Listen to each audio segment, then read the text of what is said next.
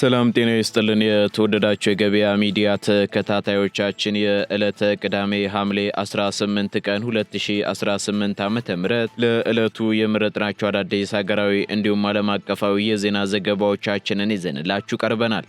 የዜና ዘገባዎቻችንን ስፖንሰር ያደረገልን አጋራችን ደግሞ የሮሃ ፎሬክስ ቢሮ ነው።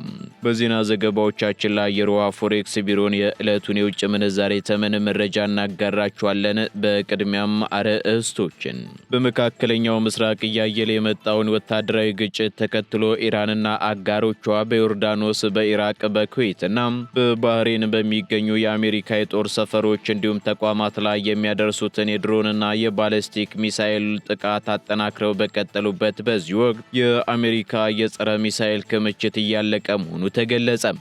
በዚህም ምክንያት አሜሪካ በሌሎች የዓለም ክፍሎች በተለይም በህንድ ፓሲፊክ ቀጠና ሊያጋጥሟት የሚችሉ ስልታዊ ስጋቶችን ለመመከት ያዘጋጀቻቸውን የመከላከያ መሳሪያዎች ወደ መካከለኛው ምስራቅ ለማዛወር መገደዷ ተነግሯል። በዝርዝር እናጋራችኋለን። የኢራን አዲሱ የበላይ መሪ አያቶላ ሞይታባ ኻሜኒ ከአባታቸው ይልቅ የኒውክሌር መሳሪያዎችን ለማልማትና ለመታጠቅ ከፍተኛ ፍላጎትና ዝንባሌ እንዳላቸው የአሜሪካ የደህንነትና የስለላ ተቋማት ባወጡት አዲስ ግምገማ አስታውቀዋል። በዚህም የቀድሞ የበላይ መሪ አሊ ኻሜኒ የኒውክሌር ቦምብ የመስራት ውሳኔ ላይ ለመድረስ የተወሰነ አመንችነት የነበራቸው ቢሆንም አዲሱ መሪ ሞይታባ ኻሜኒ ግን ያ አመንችነት እንደሌላቸውና መሳሪያውን የመታጠቅ ፍላጎታቸው የጎላ መሆኑን የተጠለፉ ንግግሮችና የደህንነት መረጃዎች ያሳያሉ ተብሏል። የምትሰሙት መረጃችን ነው።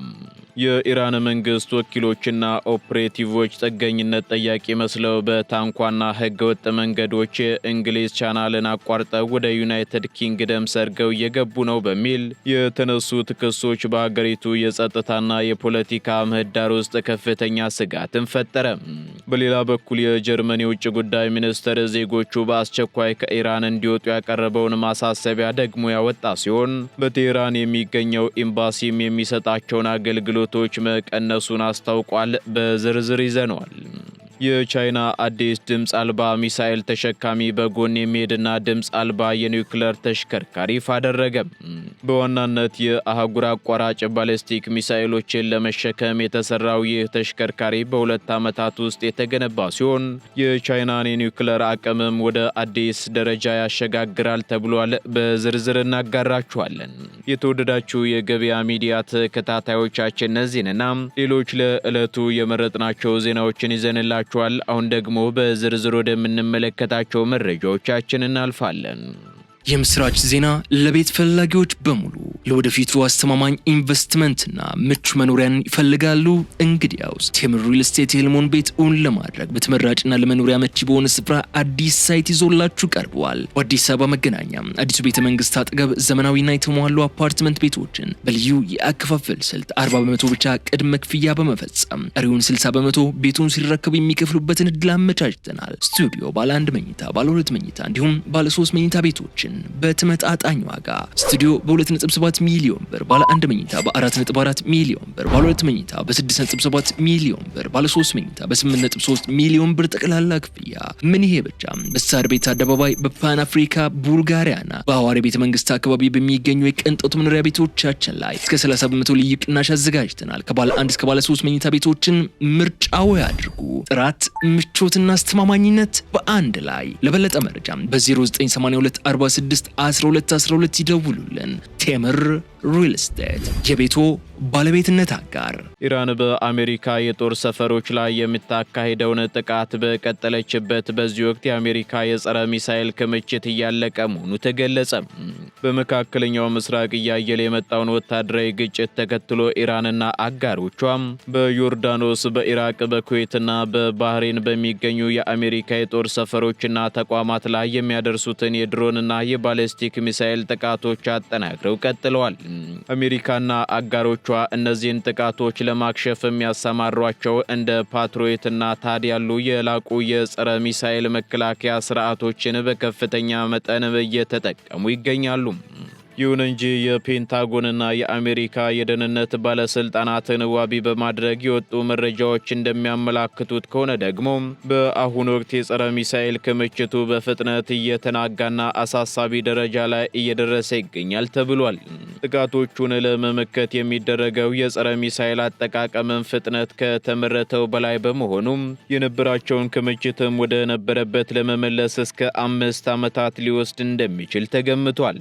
በዚህም ምክንያት አሜሪካ በሌሎች የዓለም ክፍሎች በተለይም በህንድ ፓሲፊክ ቀጠና ሊያጋጥሟት የሚችሉ ስልታዊ ስጋቶችን ለመመከት ያዘጋጀቻቸውን የመከላከያ ስርዓቶች ወደ መካከለኛው ምስራቅ ለማዛወር መገደዷ ተገልጿል። ይህም በኋለኛው ዘመን በሌሎች ቀጠናዎች ላይ አሜሪካ የሚኖራትን የመከላከል አቅም ሊያዳክም ይችላል የሚል ከፍተኛ ስጋት በዋሽንግተን ባለስልጣናት ዘንድ ፈጥሯል።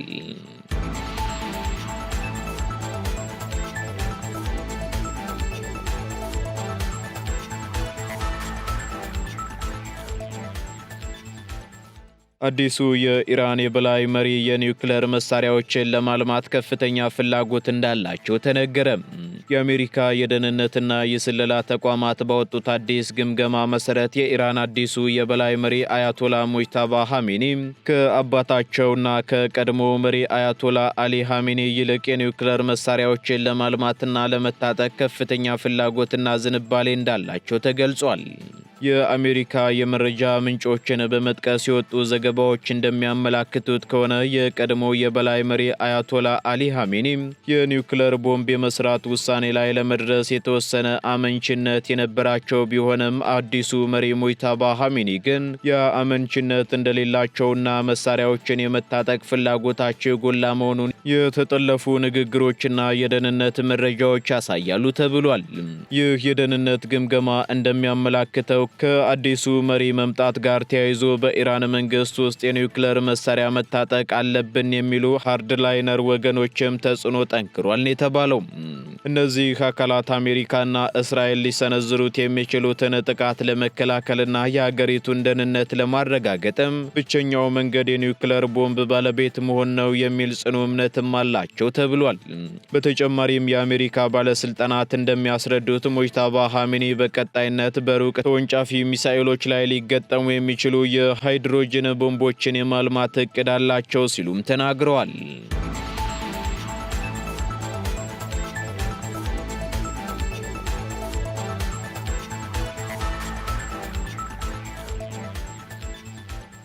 ጀርመን ዜጎቿ ኢራንን ጥለው እንዲወጡ ጥሪ ካደረገች በኋላ በቴህራን የሚገኘውን ኤምባሲዋን አገልግሎት ገደበች። የጀርመን የውጭ ጉዳይ ሚኒስትር ዜጎቹ በአስቸኳይ ከኢራን እንዲወጡ ያቀረበውን ማሳሰቢያ ደግሞ ያወጣ ሲሆን በቴህራን የሚገኘው ኤምባሲም የሚሰጣቸውን አገልግሎቶች መቀነሱን አስታውቋል። ሚኒስትሩ ኤምባሲው ክፍት ሆኖ የሚቀጥል ቢሆንም የኢራን ባለስልጣናት በዲፕሎማቲክ ፈቃዶች ላይ በጣሉት ገደብ ምክንያት ሙሉ በሙሉ በነበረው የስራ አቅም እየሰራ ለመሆኑንም ገልጿል። ከዚሁ ጋር ተያይዞ የጀርመን መንግስት በኢራን የሚገኙ ዜጎቹ በአስቸኳይ ሀገሪቱን ለቀው እንዲወጡ ያቀረበውን ጥሪ ደግሞ ያወጣ ሲሆን በቦታው ያሉ ዜጎችም ኤምባሲው የሚልካቸውን የአደጋ ጊዜ መረጃዎችና ጥንቃቄዎች ማግኘት እንዲችሉ የቅድመ ዝግጅት ስርዓት ላይ እንዲመዘገቡ አሳስቧል። የጀርመን ባለስልጣናት በአካባቢው ያለውን የደህንነት ሁኔታ በቅርበት እየተከታተሉ መሆናቸውን ገልጸው የዲፕሎማቶቻቸውን ደህንነት አስመልክቶ የሚወሰዱ የጥንቃቄ እርምጃዎችን በየጊዜው እንዲገመግሙና እንዲያስተካክሉም አስታውቀዋል።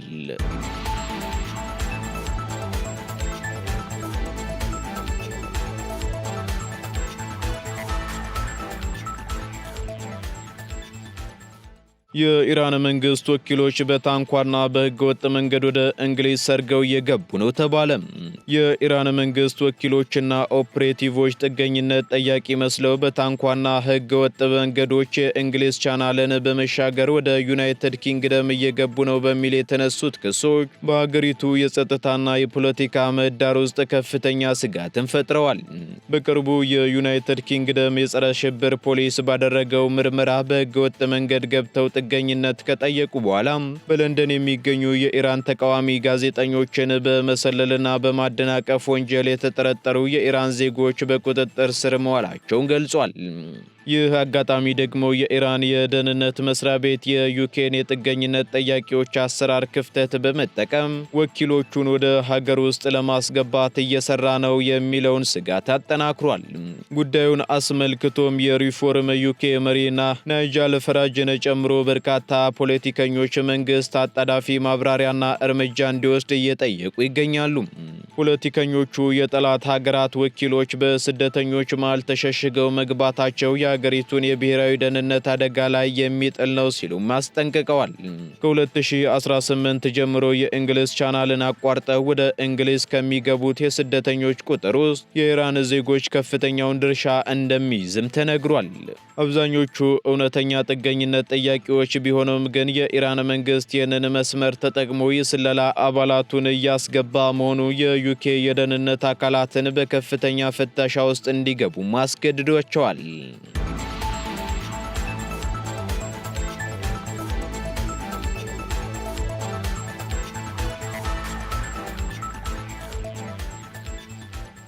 ቻይና አዲስ ሚሳኤል ተሸካሚ በጎን የሚሄድና ድምፅ አልባ የኒውክሌር ተሽከርካሪ ይፋ አደረገች። በጽንግህዋ ዩኒቨርሲቲ የተመራ የቻይና ተመራማሪዎች ቡድን በጎን የሚሄድና በቆመበት ቦታ ላይ ሙሉ በሙሉ የመዞር አስደናቂ ብቃት ያለው አዲስ የኤሌክትሪክ ከባድ ተሽከርካሪ ፕሮቶታይፕ ይፋ አድርገዋል።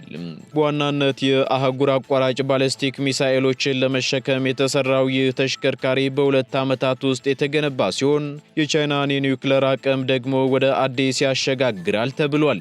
ተሽከርካሪው በኤሌክትሪክ የሚሰራ በመሆኑ የሞተር ድምጽም ሆነ በሳተላይት የሚታወቅ ከፍተኛ ሙቀት አያወጣም ነው የተባለው። ይህም ከተቃራኒ ኃይሎች ራዳርና የሳተላይት ቅኝት ሙሉ በሙሉ እንዲሸሸግና ጥቃቶችንም ደግሞ እንዲቋቋም ያደርገዋል ነው የተባለው። በምህንድስና በኩል የተለመዱትን የመኪና አክስልና ጊርቦክስ በማስቀረትም እያንዳንዱ ጎማ በራሱ ገለልተኛ ኤሌክትሪክ ሞተርና መሪ የሚያንቀሳቅስ ቴክኖሎጂም ተገጥሞለታል። በተጨማሪም የተሽከርካሪውን ርዝመትና የጎማ ብዛት እንደ ሸክሙ መጠን ማስተካከል የሚቻል በመሆኑም ሚሳኤል ከመሸከም ባለፈ ለትላልቅ የጠፈር ሮኬቶችና ለከባድ ኢንዱስትሪ ዕቃዎች ማጓጓዣነት ያገለግላል ተብሏል።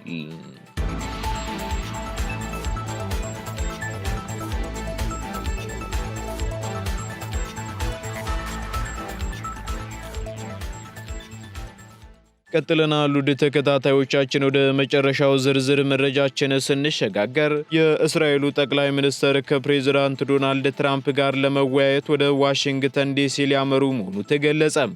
የእስራኤሉ ጠቅላይ ሚኒስትር ቤንያሚን ኔታንያሁ ማክሰኞ ዕለት ከአሜሪካው ፕሬዝዳንት ዶናልድ ትራምፕ ጋር በነጩ ቤተ መንግስት ለመወያየትና በቅርቡ ከዚህ ዓለም በሞት የተለዩትን የአሜሪካው ሴናተር ሊንድሴ ግርሃም የመታሰቢያ ስነ ስርዓት ላይ ለመገኘት ወደ ዋሽንግተን ዲሲ እንደሚበሩ የጠቅላይ ሚኒስትሩ ጽህፈት ቤት አስታውቋል። እንደ ጽህፈት ቤቱ ገለጻ ከሆነ ደግሞ ጠቅላይ ሚኒስትር ኔታንያሁ ሰኞ ዕለት ጉዟቸውን የሚጀምሩ ሲሆን በዋሽንግተን ቆይታቸውም ከፕሬዝዳንት ዶናልድ ትራምፕ ጋር በሁለትዮሽ ግንኙነቶችና በቀጠናዊ የደህንነት ጉዳዮች ላይ ይመክራሉ። በተጨማሪም በእስራኤል ወዳጅነታቸው በሚታወቁት ሴናተር ሊንድሴ ግራሃም የመታሰቢያ ስነ ስርዓት ላይ በመገኘት የክብር ሰላምታ ያቀርባሉ ተብሏል። ከሰኞ እስከ ረቡዕ የሚቆየው ይህ ይፋዊ የሥራ ጉዞ ደግሞ በሁለቱ ሀገራት መካከል ያለውን ስትራቴጂካዊ ትብብር የበለጠ ያጠናክራል ተብሎ እንደሚጠበቅም ተገልጿል።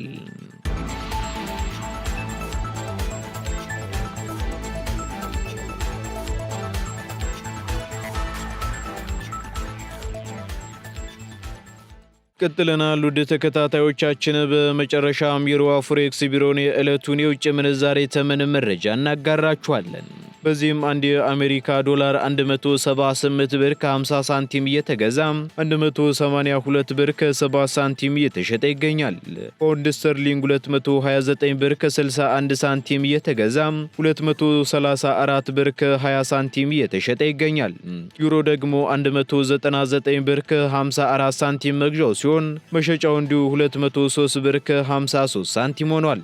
ስዊስ ፍራንክ 215 ብር ከ66 ሳንቲም እየተገዛም 219 ብር ከ97 ሳንቲም እየተሸጠ ይገኛል። የተባበሩት አረብ ኤምሬት ድራም ደግሞ 47 ብር ከ85 ሳንቲም እየተገዛም 48 ብር ከ80 ሳንቲም እየተሸጠ ይገኛል። የሳውዲ ሪያል 46 ብር ከ15 ሳንቲም እየተገዛም 47 ብር ከ7 ሳንቲም እየተሸጠ ይገኛል። የቻይናው ዩዋን 24 ብር ከ62 ሳንቲም መግዣው ሲሆን መሸጫው ደግሞ 25 ብር ከ11 ሳንቲም ሆኗል። የካናዳ ዶላር 121 ብር ከ33 ሳንቲም እየተገዛም 123 ብር ከ75 ሳንቲም እየተሸጠ መሆኑን የሩዋ ፎሬክስ ቢሮ የዕለቱ የውጭ ምንዛሬ ተመን መረጃ ያመላክታል።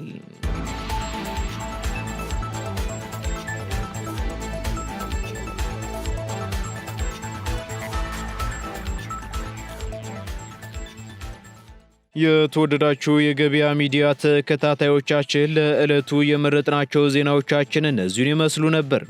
እንዲሁም አዳዲስ ኢኮኖሚያዊ፣ ማህበራዊና ፖለቲካዊ መረጃዎቻችንን ለማግኘት ታዲያ የገበያ ሚዲያን እንድትወዳጁ እንጋብዛለን። ሰናይ ጊዜን ተመኘን። የምስራች ዜና ለቤት ፈላጊዎች በሙሉ ለወደፊቱ አስተማማኝ ኢንቨስትመንትና ምቹ መኖሪያን ይፈልጋሉ?